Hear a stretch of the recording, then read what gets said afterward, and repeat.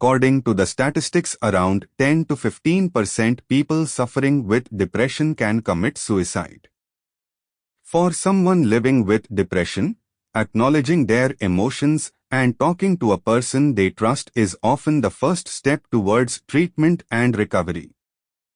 Break the wall that holds you back from the road to liberty.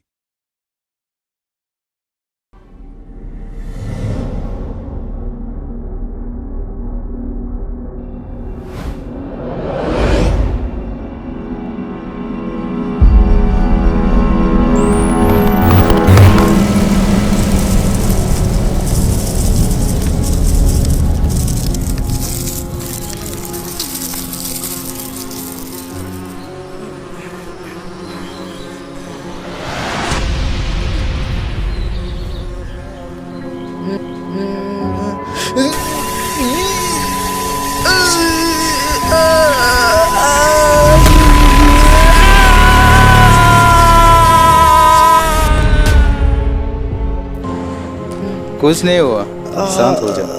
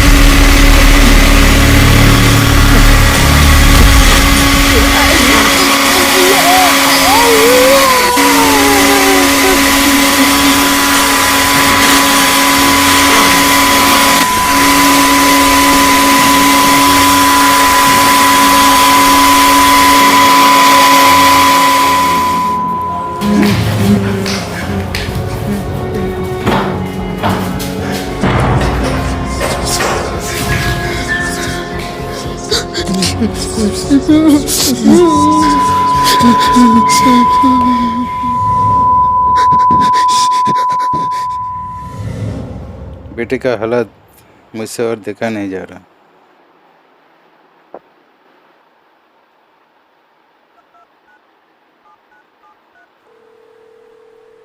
Hello doctor साहब, आपसे मिलना जरूरी है। क्या हुआ? फिर से उसको दौरा पड़ा है। आप शाम को आइए और अभी के लिए जो इंजेक्शन मैंने दिया था वो दे दीजिए, वो शांत हो जाएगा। ओके डॉक्टर साहब।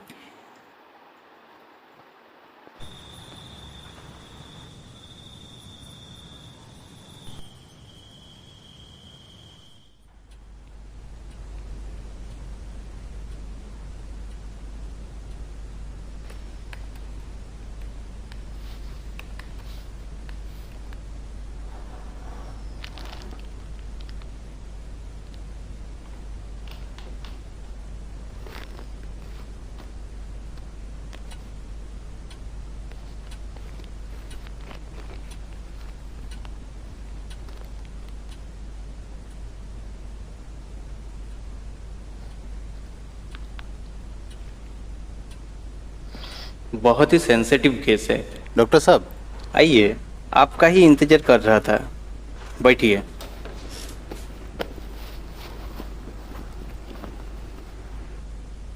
अब क्या होगा मेरे बेटे का? इतना भी मायूस मत होइए, कोई ना कोई हाल तो जरूर निकलेगा। देखिए सर, आपके बेटे का रिपोर्ट मैंने बारीकी से जांचा और मुझे लगता है ये परमानेंट है। उसकी माँ गुजर जाने के बाद से ही इस चीज़ का असर और भी ज़्यादा उस पर हावी हो गया है। ये हादसा कैसे हुआ? उसकी माँ का दिमाग की हालत कुछ ठीक नहीं था। आखिर कुछ दिनों में उसे तरह तरह की अजीब सी चीज़ें दिखाई देती थी। और एक दिन मैं काम पे बाहर गया था और आके देखा तो वो कुएं में कूद के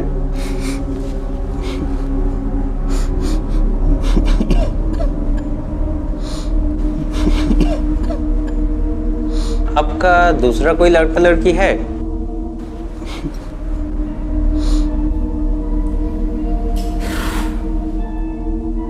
नहीं, मेरा इकलौता बेटा यही है।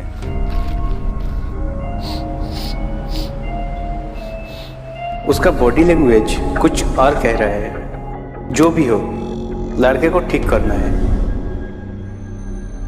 देखिए सर, आपके बेटे का हालत दिन ब दिन बिगड़ रहा है।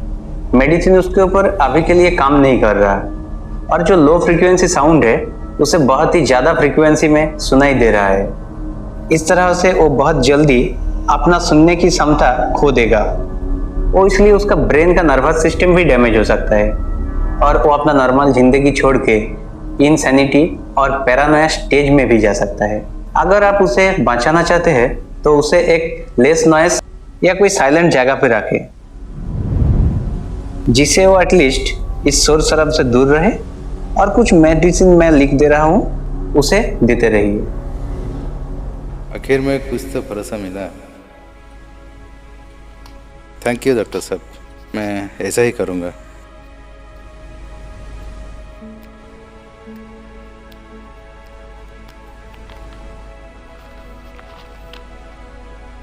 चाइल्डहुड ट्रॉमा, शायद लड़के का हालत इसलिए और भी खराब हो रहा है। जो भी हो, इस केस का कोई ना कोई ऐसा मोड़ आएगा, उसी का ही इंतजार है। काश डॉक्टर साहब की बातें ही सच हो। इस जगह पे शायद ही कोई आता है, पर बहुत साल बाद और एक बार पुरानी यादें फिर से ताज़ा हो गई। गाड़ी यहाँ पे ही रोको। रोहन बेटा, आप उतरना पड़ेगा। आजा धीरे से।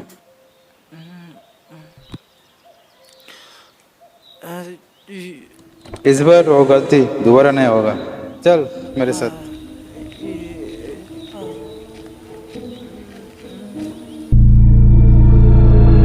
यहाँ पे कोई तुझे तंग नहीं करेगा। चल, रुक क्यों गए?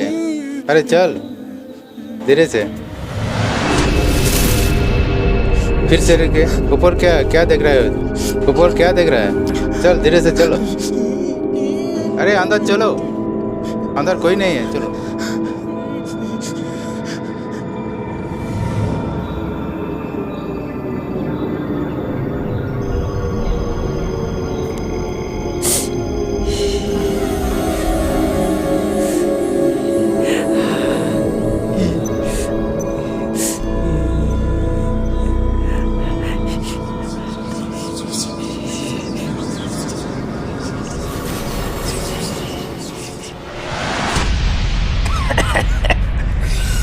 समझा?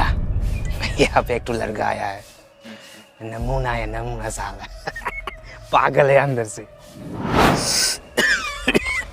एक बार हाथ में आया ना, एक मजा आ जाएगा। देख देख वो आ रहा है, देख मजा करेंगे बहुत सारा। चल अबे रुक।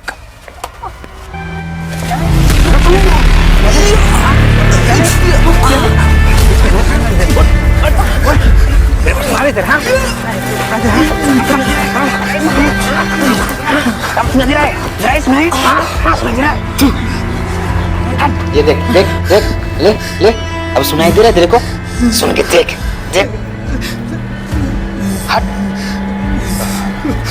थोड़ा इसको उठा, ऐसे आसपास।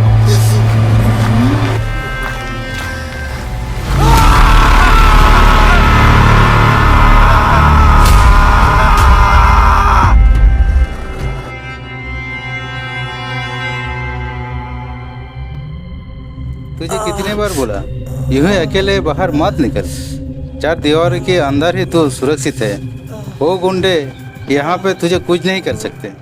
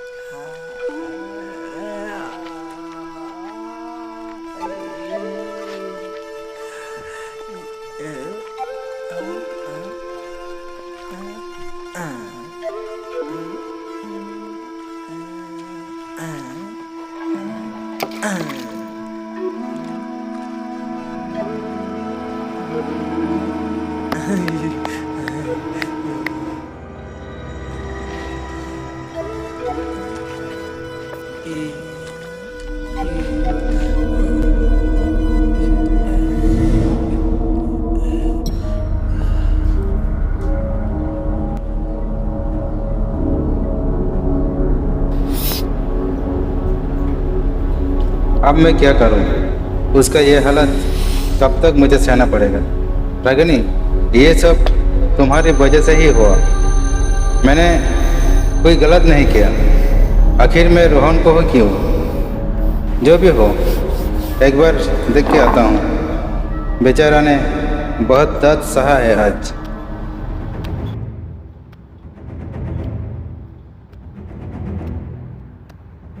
ऐसा क्यों लग रहा है? यहाँ कोई आसपास है?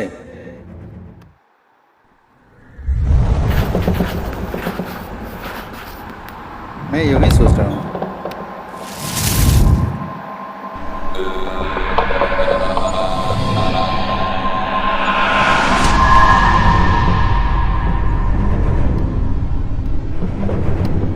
आखिर ये कर क्या रहा है?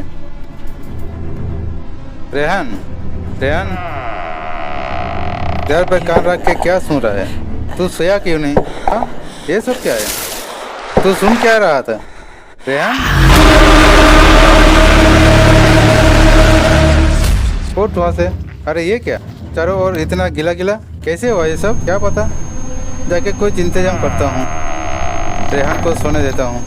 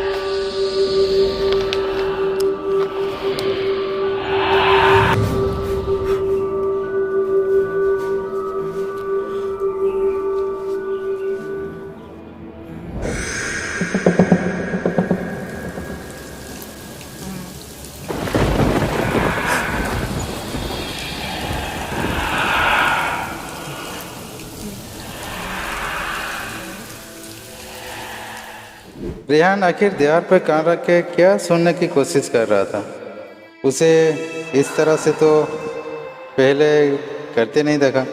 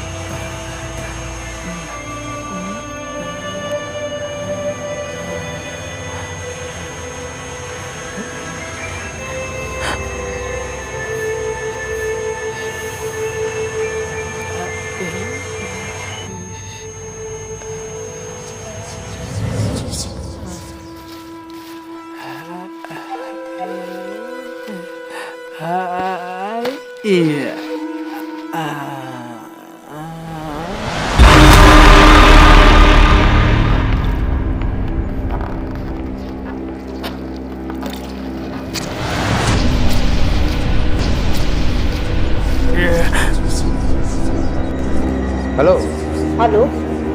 तुम आओगे या नहीं? मैं अब और तुम्हारे साथ नहीं रहना चाहती। क्या अनब साहब बोल रही हो? तुम रखो अपनी बेटी को। ये तो तुम्हारी लड़की है ना? मैं जा रही हूँ। ठीक है। हेलो हेलो, फोन कर दिया सर। ये क्या भेजा है? Incomplete file. क्या हुआ? मम्मी इतने दिनों से घर क्यों नहीं आई? जा तू अंदर। पहले से तेरी में मेरे दिमाग खा रही है और उसके ऊपर तू भी। चला जा मेरे नजरों से। और सुन, रुक जा। आज तेरा कमरा ठीक करवाना है, तू मेरे कमरे में सो जा।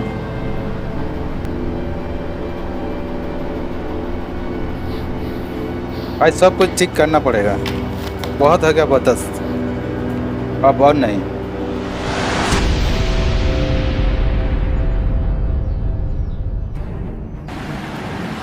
मुझसे और सहा नहीं जा रहा।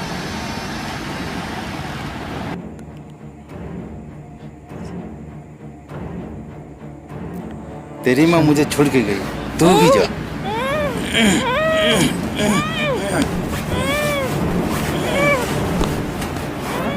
ना जाने किसकी औलाद है तू। मर मर मर मर। इसी तरह से तेरी माँ हर बात मुझे सताती थी, अब तू भी सहन कर।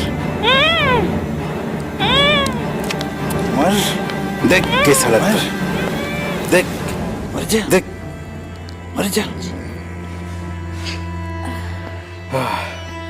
दिल को चैन मिला।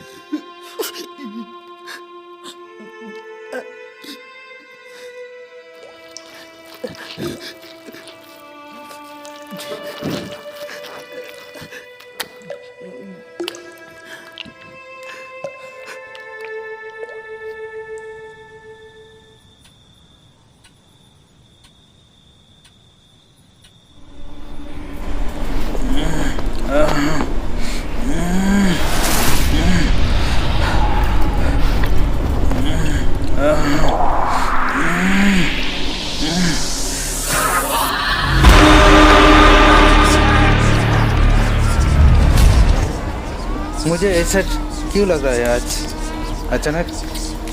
यहाँ पे तो कोई नहीं।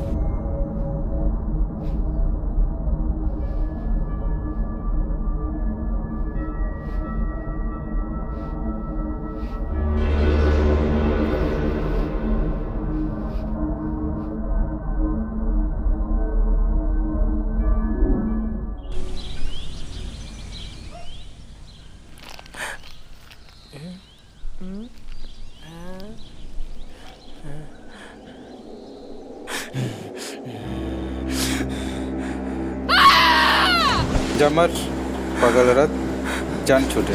थू थू।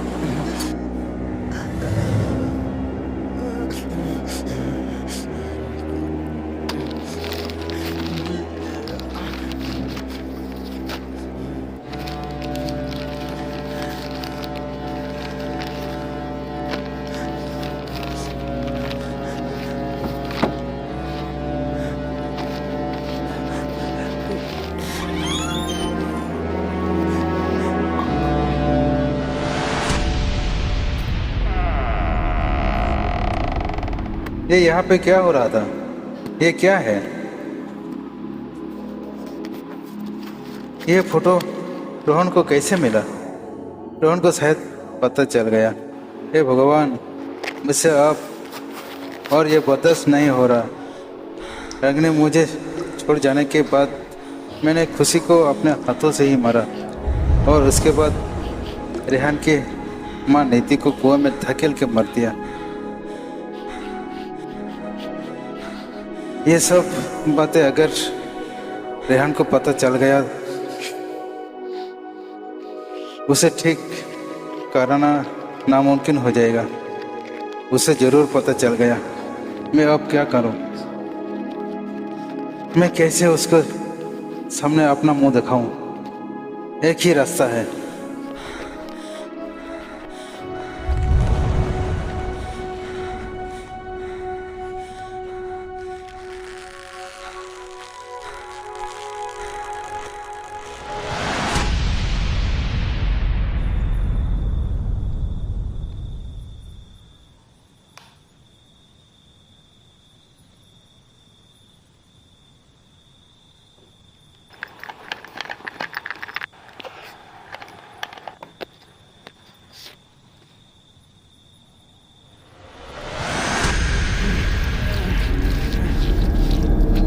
ये तो भिजा क्यों रंग रहा है? गिला गिला क्यों है?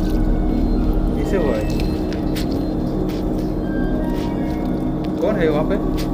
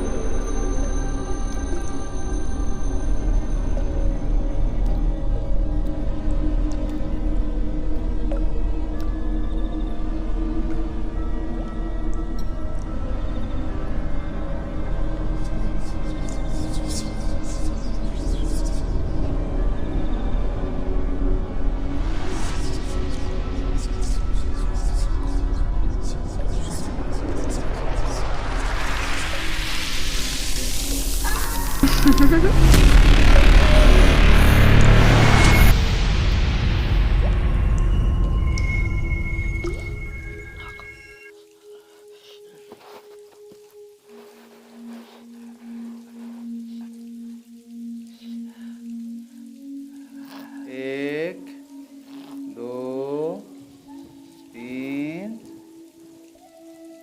चार,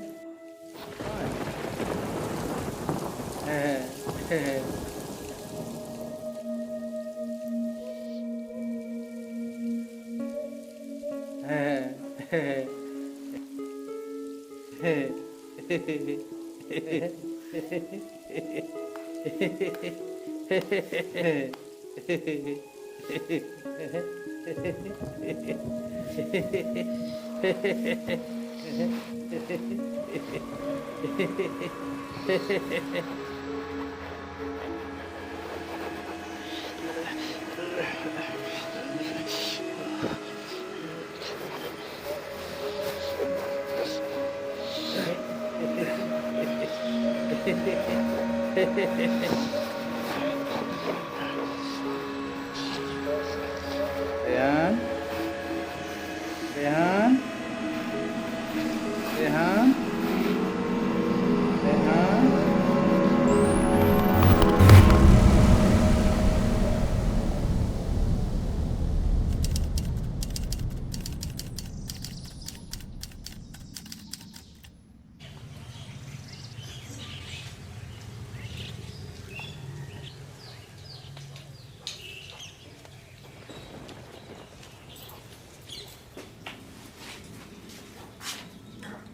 अबे यार, चल ये खिड़की से देखता हूँ।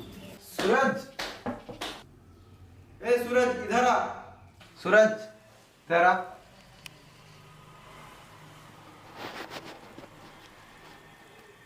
कौन कौन बुलाया? सुबह का खाना खाया? खाना सुबह सुबह दिमाग मत खा। मैं तो दिमाग खाता हूँ। जा अंदर जाकर बैठ, पागल कहीं का।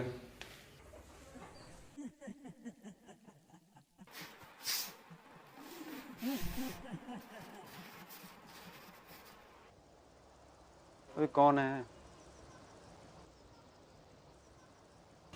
डॉक्टर पी हेमट कहाँ पे है? उनके साथ मेरा अपॉइंटमेंट था, मैंने उसको कॉल किया था। डॉक्टर साहब अभी विजिटिंग में है, शायद अब तक ख़त्म हो गया। आप मेरे साथ चलिए, रुको मैं दरवाज़ा बंद करके आता हूँ।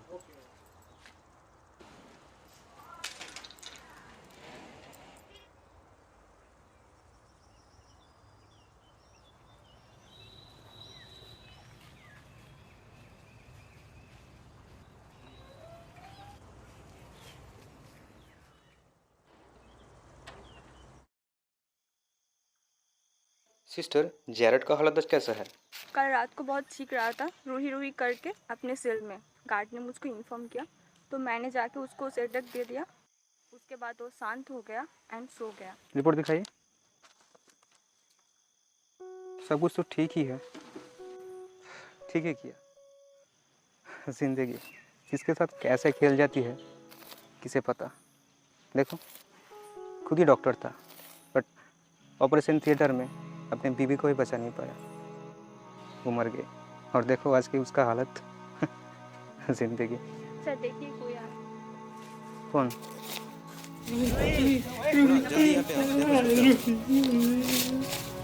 दोनों उनका ख्याल रखो, मैं जाके देखता हूँ।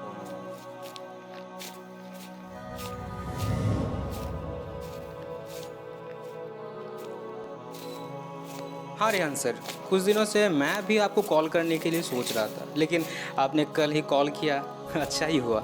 डॉक्टर साहब 3 महीने पहले जब मैं आया था यहाँ पे, तब ये पेशेंट को मैंने नहीं देखा। ये क्या न्यू एडमिशन है? हाँ वो देख रहे हैं, उस पेशेंट को 3 महीने पहले यहाँ पे एडमिट किया गया और वो आपके पिताजी का बहुत ही क्लोज फ्रेंड हो गया है यहाँ पे आके। जब भी वॉकिंग सेशन चलता है आपके फादर और वो एक साथ बैठ के ही बातें करते हैं। ये तो बहुत ही अच्छी बात है। नहीं, आपको कुछ बातें बतानी है आपके पिताजी के बारे में। हाँ बोलिए ना डॉक्टर साहब। देखिए रेहान सर, आपके पिताजी का ECT सेशन मैंने लिया था, उसका जो रेस्पॉन्स था वो सच में बोलो मुझे हैरानी में डाल दिया। नॉर्मल से भी ज़्यादा हाई वोल्टेज का असर उन पर कोई काम नहीं करता है। हेलुसिनेशन और डिमेंशिया का जो ट्रीटमेंट CBT सेशन में चल रहा था उसका भी कोई इम्प्रूवमेंट नहीं मिला अब तक। चलिए एक खुली जगह पर।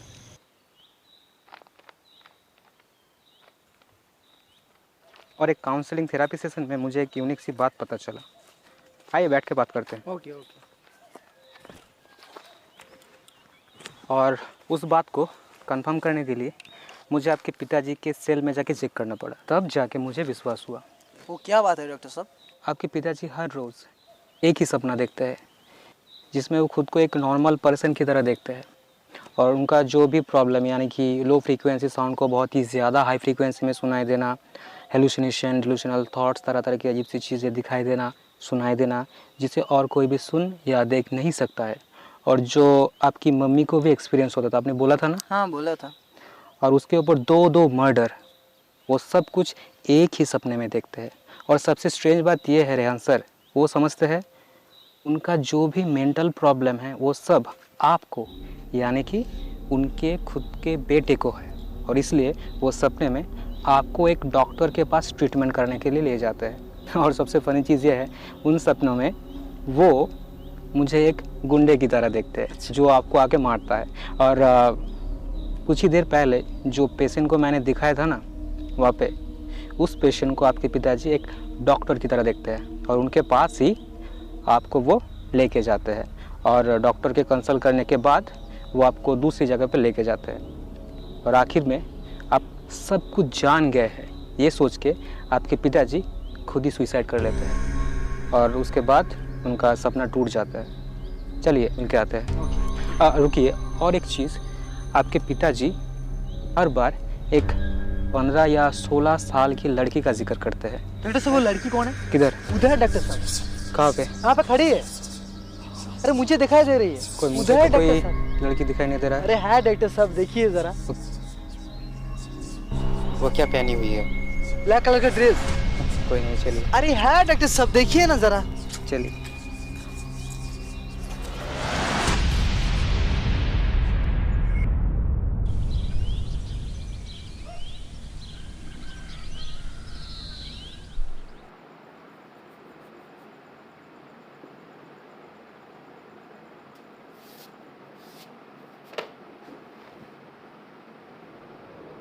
डॉक्टर साहब जो कह रहे थे पापा के बारे में, वो मुझे विश्वास नहीं हो रहा है।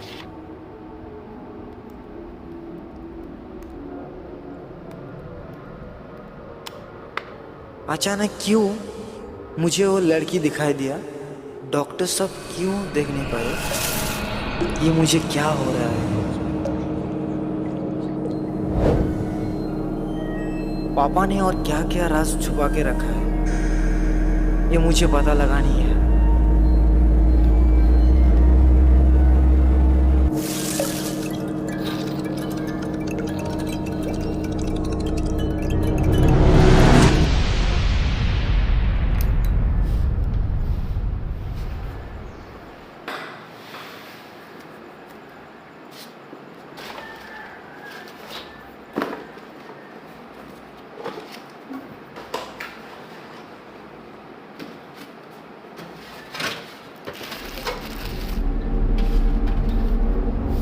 कि किसका डायरी है?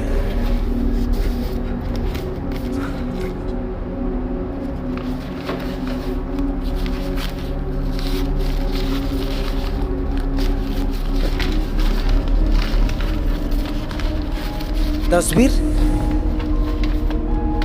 अरे इसी लड़की को तो मैंने देखा था मेरे पापा के साथ। इसका तस्वीर?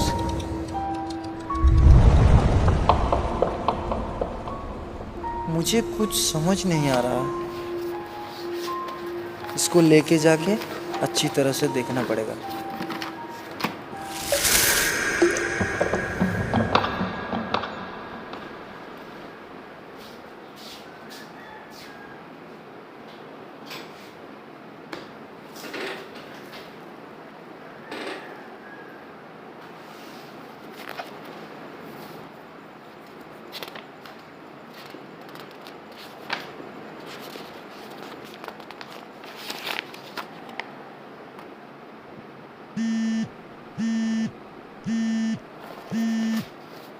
हेलो।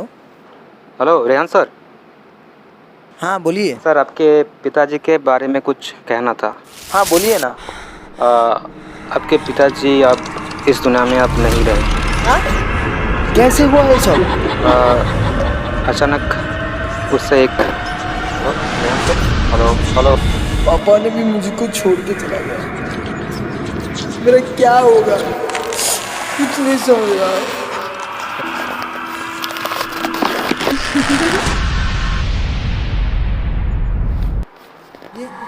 अचानक से तस्वीर कहाँ गया? ये क्या हो रही है? ये सब मुझे ऐसा क्यों लग रहा है? क्या हो रहा है यहाँ पे? दीवार से कुछ आवाज ही निकल रहा है। देखता हूँ सर।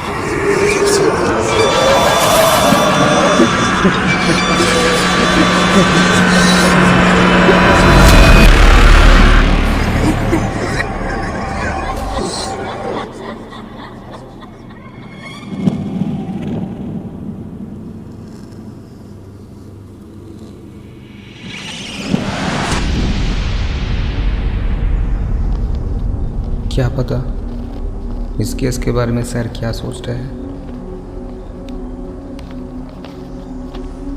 बट कुछ ना कुछ तो हल ज़रूर निकलेगा। Let's see. सर मैंने रेहान को कॉल किया था उनके फादर के बारे में बोलने के लिए, लेकिन उन्होंने बिना बात सुन के ही फ़ोन काट दिया।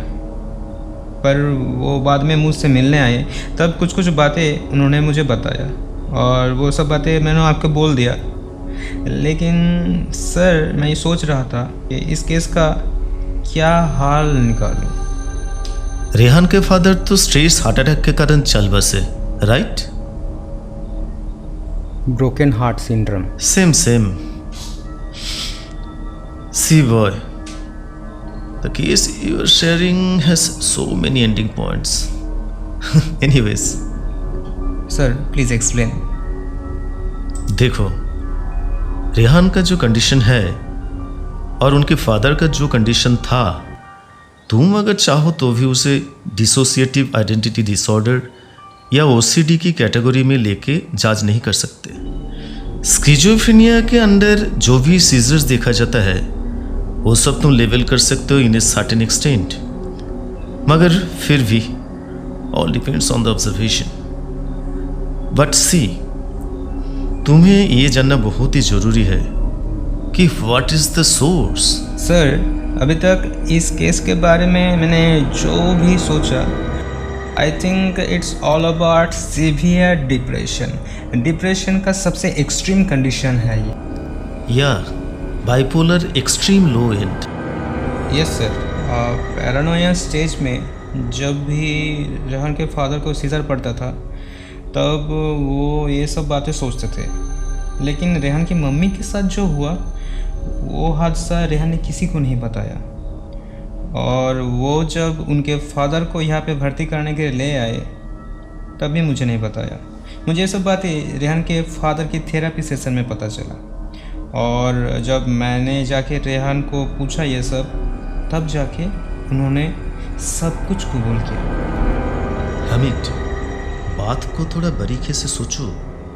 रेहान के फादर का पहले वाली पत्नी उसे छोड़ के चली जाती है। ये इमोशनल ट्रॉमा उन्होंने अंदर ही दबा के रख दिया। धीरे धीरे इस चीज़ का बर्स्टिंग इफेक्ट क्या होता है, वो अपनी खुद की बेटी को मार देता है और लोगों के सामने सिंपैथी हासिल करने के लिए और अपना सारा दोष मिटाने के लिए किसे मुजरिम ठहराता है? अपनी ही बीबी को, ये बोल के कि उसकी पत्नी खुशी को लेकर भाग गई। Bipolar personality disorder, narcissistic personality disorder to be precise. और दूसरी बात OCD, जो मैंने पहले ही बोला, इस चीज़ का एहसास रेहान की फादर को तब तक नहीं हुआ जब तक ना रेहान की मम्मी नीति का मेंटल ब्रेकडाउन शुरू हुआ। और वो जब भी हेलुसिनेट करती थी, रेहान के फादर ये सोचते थे क्योंकि उन्होंने खुशी को मार डाला इसीलिए उसके साथ ये सब फिर से हो रहा है। तब से ना चाहते हुए भी उनका ब्रेन खुशी का एक चेहरा रेहान के मम्मी में देखना शुरू कर दिया था, और जब भी वो नीति को देखते थे उन्हें खुशी दिखाई देती, और खुशी की याद मतलब drawback to the same cycle. इंसान का दिमाग में क्या क्या खेल खेलता है। रागिनी, उनका पहले वाली बीवी जो छोड़ के गई थी उसको, इसलिए नीति को प्यार करने बावजूद भी और एक तरह से बीबी का पागल हो जाना उसे ज़्यादा पसंद भी नहीं हो रहा था, इसलिए उन्होंने नीति को भी मार डाला। पगली हुई औरत अगर अकेले घर में अचानक कुएं में गिर के मर जाए, किसी को क्या डाउट होगा? सर अब मुझे समझ में आ रहा है। और आई सपोज रेहान अपने आंखों के सामने अपने माँ को पापा के हाथों से मर्डर होते देखने के वजह से एक डीप इमोशनल शॉक में चला जाता है, पर तो वो क्या कर सकता है ये नहीं डिसाइड कर पाता, इसलिए उसका सबकॉन्शियस माइंड भीतर ही भीतर इस दर्द को अपने ही अंदर दबा देता है। सर आपके पास से ये सब बातें सुनने के बाद मुझे ऐसा लगता है, तो सर आई थिंक हमारे अंदर एक वॉल है हर एक इंसान के अंदर, जो किसी ना किसी वक्त टूट ही जाता है। लेकिन ये डिपेंड करता है कि उस वॉल को अगर हम चाहे तो कब, क्यों और कैसे और किस लिए तोड़ना ज़रूरी है। अगर रेहान सर को खुद नहीं पता चलता कि वो भी एक सीवियर डिप्रेशन का शिकार है, विक्टिम है, तो शायद वो भी एक ऐसे कंडीशन में चला जाता जिससे लौट आना नामुमकिन था। तो इसलिए उस दीवार को तोड़ने के लिए हमें ही आगे आना पड़ेगा और डिप्रेशन का रीज़न खोज के किसी क्लोज पर्सन को बताना होगा। आपसे बातें करके बहुत ही अच्छा लगा। Thank you for the suggestion sir. Nice to meet you one more time. अगर फिर से कुछ ज़रूरत पड़े तो फिर से मुलाकात होगी। Thank you sir. I am proud of you. तुम बहुत दूर जाओगे। रेहान धीरे धीरे डॉक्टर हमिद के कहे गए बातों को सुनते सुनते अपना डिप्रेशन का जो समस्या है उससे वो ठीक हो जाता है और एक सामान्य और स्वस्थ जिंदगी जीने लगता है। दोस्तों, अगर आप खुद या आपके कोई करीब या दूर का कोई भी व्यक्ति डिप्रेशन या चिंता के दौर से गुजर रहा है तो आप उनके अंदर ही अंदर जो भी चल रहा है बिना जज किए सुने, और आप खुद ही यह दौर से गुजर रहे तो एकदम इस नजरअंदाज ना करें और कंसल्टेंट की मदद लें। और विशेष करके नौजवान लोग, जिंदगी के सफर में कहीं उजाला और कहीं अंधकार का दौर हमेशा रहेगा। हौसला मत हारिए, जिंदगी एक मौका देगी। मौके को पहचाननी कोशिश ही हमें अंदर से मजबूत बनाता है। वैसे टूटना तो हर किसी को ही है, पर टूटे के फिर से उठ जाना ही जीने की वजह है। कहानी का अंत खुदा ने लिखा है, खुद को इंसान सोचने ही खुद की अच्छाई है, और मानसिक स्वास्थ्य ही आपकी जिंदगी का जरिया है जो हमें इंसान बनाता है।